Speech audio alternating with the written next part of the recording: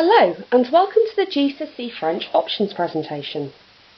In this presentation you'll see what the course looks like and we'll discuss reasons why you might opt. As you can see, the topics you study are the same as the ones you've done or will do at Key Stage 3. There's very little new material, we're just working on what you've done already and building your confidence. We have already seen a lot of GCSE material in lessons and some of you are working at GCSE level already.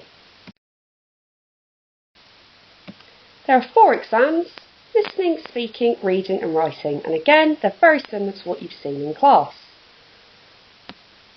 So why French? It's great for your career prospects. It really sets you apart from other applicants and it gives you flexibility and more choices in terms of what you actually want to do. As you can see, languages, particularly French, is really sought after by UK employers.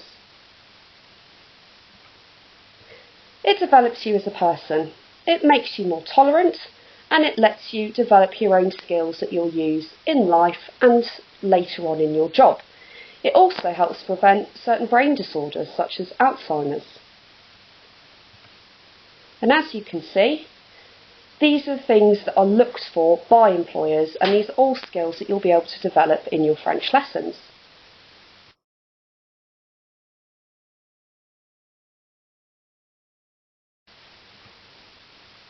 You can see on this slide that it could earn you extra money. Here's an example in euros of how much extra per over a lifetime that somebody who speaks an additional language could earn. And again, if you search your job sites, you'll see that English-only speaking roles are usually lower salaried than French-speaking or foreign language roles. So as you can see, there's a difference there. And again, an English-speaking role and a French-speaking role. Same job, but you can really see the difference in salary. The EBAC isn't just a set of letters, it's something that's actually looked for by many universities, particularly the top universities. This is an example from University College London prospectus. They want you to have a GCSE in a language, or you have to take the GCSE equivalent alongside the course you study at degree. And this isn't for a languages degree, this is for any subjects that you want to study at degree level at UCL. You will need to have a GCSE in languages. So what jobs could you do? Well, you could go and study a language alongside any other course at university a lot of the time. You could work in law, such as trade law or international law. You could be a video games tester, checking the language is correct. There's loads of jobs in politics like diplomat or ambassador. You could be a salesperson in charge of marketing or a buyer for an international company. You could be a pilot, a flight attendant or work in the tourism sector. You could be a reporter or a journalist, a translator or interpreter. Lots of jobs in engineering at the moment. Even the UK-based engineering companies are now employing people in France and Germany because they say that UK engineers don't actually have the language skills they often look for. You could be a teacher, a nanny or an au pair. You could work on many roles on a cruise ship, such as an entertainer or a beautician. You could be a spy for a government agency, such as GCHQ, MI5 or MI6. And as already mentioned, you have the flexibility to work anywhere in the world or to take on any UK job where the company has links abroad. So why French specifically?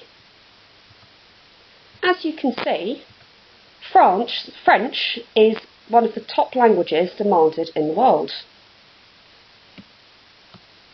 So why is that important? It means that 60 million people in nearly 60 countries speak French as their first language. France is the top producer of television sets. They're the leader in medical genetics. They're the 3rd highest manufacturer of electronics equipment. They're leading in pharmaceuticals. They're the 4th largest producer of cars in the world. They are the leaders in European aerospace technology. France and French-speaking countries are major hubs for physics research. And believe it or not, it is the top tourist destination in the world. In addition to that, French is also the working language of all of these organisations, which I'm sure that you've heard of. So you can see how French is used really widely all over the world, and it gives you so many opportunities for your future. As another example, often companies set up graduate schemes. This is an example of a graduate scheme where you just need to have, in addition to your degree, a language at GCSE to take part, and this is what you could have done.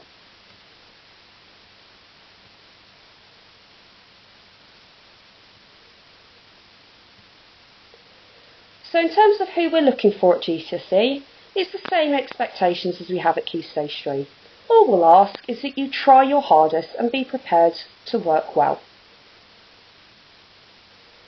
So that was just a brief overview. I hope you found it helpful. If you do have any further questions, please either speak to your teacher or you can contact me at the email address below. Thank you very much for listening, and I hope to see you next year.